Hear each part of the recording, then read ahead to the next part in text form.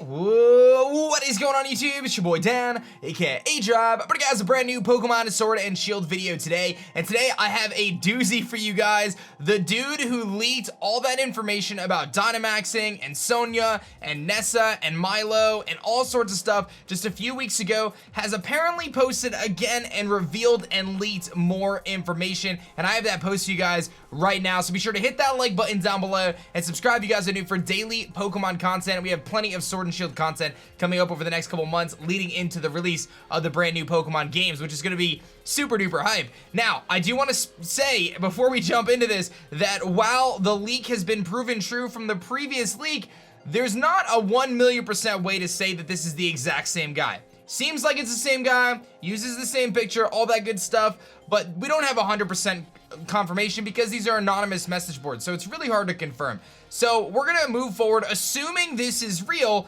However, I do want to just let you guys know to tread with caution and realize that anytime we cover these rumors or leak videos, that there's always the chance that it's just a rumor and that's all it ends up being. So I just want to kind of set the stage there. But what I do have is some pretty interesting stuff. So let's kind of jump into it. I'm gonna just set the stage for those who are a little bit kind of, I don't know, behind on what's going on here. This is the first kind of leak that came out, and this came out on the 24th of May. So before the Pokemon Direct, before Nintendo E3, I decided to circle all the things that have been proven true. Your rival's name is Hop. To become part of the gym challenge, you have to get endorsements. We know about that. The legendaries are going to be a wolf and they have a shield main or hold a sword. Dynamaxing is part of the game. It also talks about Gigantamaxing, which we haven't seen yet. Sonia and Leon, the former rivals. It talks about Milo and Nessa. Also talks about Skwovet and Greendunt, which are two Pokemon that we can assume are real simply because of the t-shirts that indicate there's a new Pokemon of those t-shirts, which we've seen that. This also talks about Pamper, the Corgi Pokemon, Wooloo, and it also talks about Nessa has he running through a maze where water blocks the way. So this person, regardless of what you think at this point, this person has some sort of information, inside information, because legitimately 3 weeks ago, or 2.5 weeks ago, whatever it is, they leaked information about Pokemon Direct and Pokemon Sword and Shield that hadn't previously been announced. They not only were able to talk about things that were revealed in the Direct last week, but also talk about things that were revealed in the Nintendo E3 presentation, which took place yesterday. So we can pretty much assume at this point, I think most of us would agree that this guy has some sort of inside information or some sort of way to get this information and has credibility, right? How can you get all these things right by guessing? It just doesn't happen. You can't. You just can't. I'm sorry, you can't. There was another part of his post where he talks about the wild area, which again is something that has also been confirmed, an open world biome that has a weather system. Camping is how you play with Pokemon. We saw some screenshots and some video footage of Sobble in front of a camping tent, which is kind of like the new Pokemon to me. Pokemon do not walk beside you in the overworld map. However, we do know there's overworld Pokemon, and Scorbunny having fighting moves. But then again, there's other information. Sobble becoming Inteleon, a chameleon with a spy theme. Grookey ending up as a giant gorilla that beats a wood drum to attack. And then again, Scorbunny becoming a more humanoid type Pokemon. So let's talk about kind of the new post here and what is going down. This is the new post, and it is the same picture.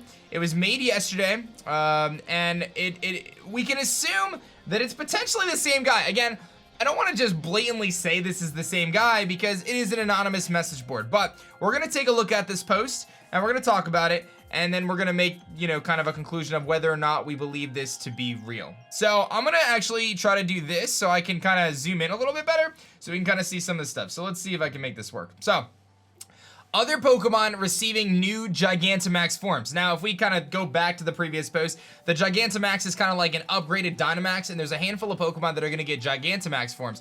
Pikachu was listed, Lapras, and Meowth were all listed as getting new Gigantamax forms. Pokemon like Sirfetch'd were listed as getting evolutions, so some pretty interesting stuff. This mentions that all 4 of the Tapu legendaries, which will become masked to become giant colossi. So Tapu Lele, Tapu Fini, Tapu Koko, and Tapu Bulu are going to get Gigantamax forms that allow them to become the masks, which is kind of like, if you think of the Power of Alola Z move or whatever it's called, where they jump on this big body and then, you know, whatever.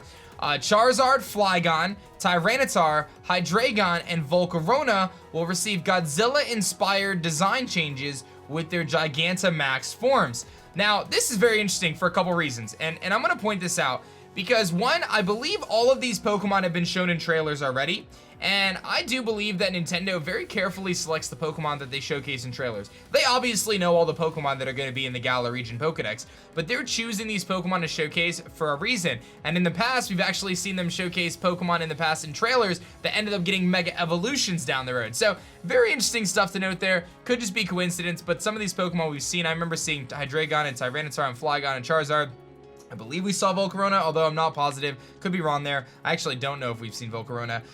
One thing I also want to mention is I may be a little off here, but I know there's a new movie coming out called the Godzilla movie. I don't think it's actually called Godzilla, but it basically has Godzilla being kind of resurrected or whatever. I didn't see the movie. And then there's all these different titans or tyrants or whatever they're called, these crazy monster things, and Godzilla is the only thing that can stop them all and whatever else.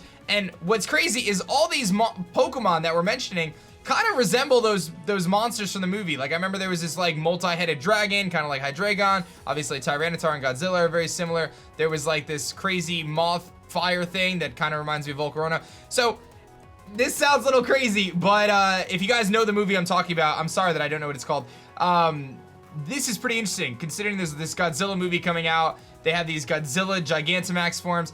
Maybe sounds like so crazy that it probably isn't true, but also crazy enough that it is true. And one other thing I want to mention is there was that guy at the presentation for the Pokemon business conference, for those who remember, and he got on stage and he's like, I'm gonna join the board of directors soon, yada yada yada, and then he proceeds to talk about the Godzilla movie during a Pokemon presentation.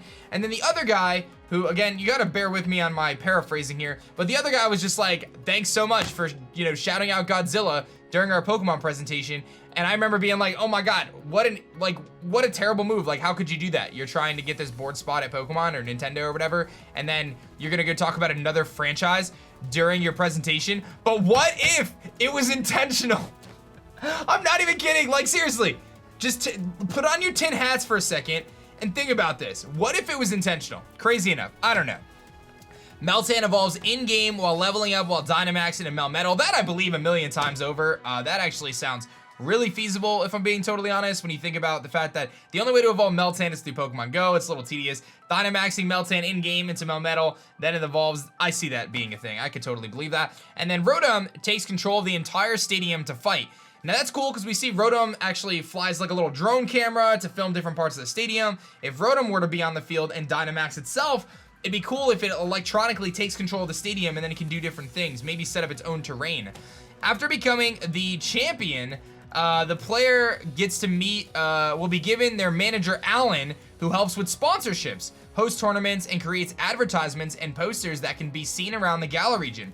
During these missions, provides money and unlocks new outfits, TMs, and access to additional locations of the wild area. Now this I believe as well, because if you think about it, this game seems to be all about these stadiums and just the importance of battles.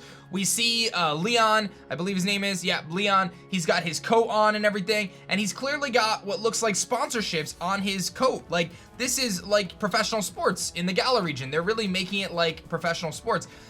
So this actually sounds very feasible. The fact that you become the champion, in theory, you beat Leon, right? You become the champion, and then you get a manager, and he's gonna help you get all these little things. And it's almost like, you know, you kind of work your way up and try to become more famous, and by doing that, you get more things in the game. You unlock different areas and stuff like that. Kind of a post game, a very interesting and unique take on a post game. There are over 98 new Pokemon, more counting form changes. That's a really solid amount of Pokemon. And I know people want me to talk about my thoughts on the limited Pokedex, limited to the Galar region. You know, obviously old Pokemon and new Pokemon in the Galar region and not being able to transfer other things in. That'll be a separate video because I'm still kind of collecting my thoughts on that one.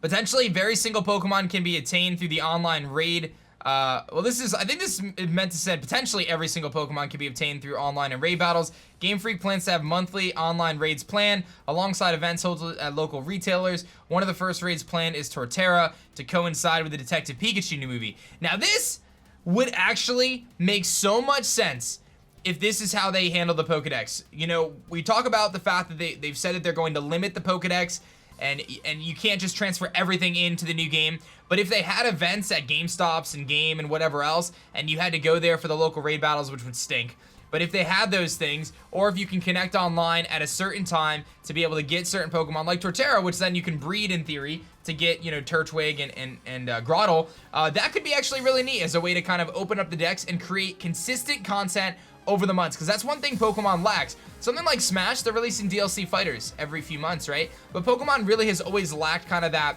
you know, what do I do after I beat the game and kind of complete the other stuff. Like for me, it's shiny hunting and battling, but for a lot of people, there's just not much to do. So by having consistent events, that could actually be really cool.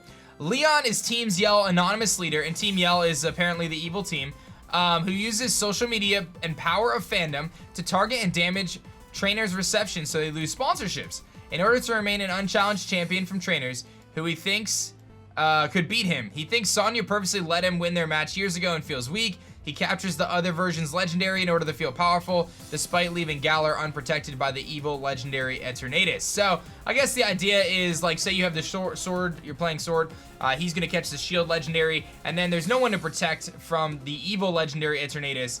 This then proceeds to say, if I could show you guys, Eternatus, which is what the previous post referred to as the third legendary, has the power to control the minds of Pokemon and Gigantamaxing and Dynamaxing them into a raid battle. So it's saying that Eternatus is actually what is controlling these Pokemon to Gigantamax and Dynamax. It's the first outright evil Pokemon and can only be caught via Dynamax, so you have to do a Dynamax for it. Very difficult to beat, which would be kind of cool because you think of how totems and auras made Pokemon more challenging. Dynamaxing obviously makes them more challenging.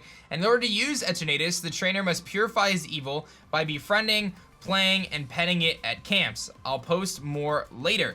So I do think that this idea of having to kind of make it happier through these camps isn't all that crazy. Pokemon Refresh, we've used it to evolve Eevee into Sylveon in the first place, so it's not like it's out of the question. And what we saw from footage of the wild area, there is a reason to believe that those ingredients are actually going to be pretty important.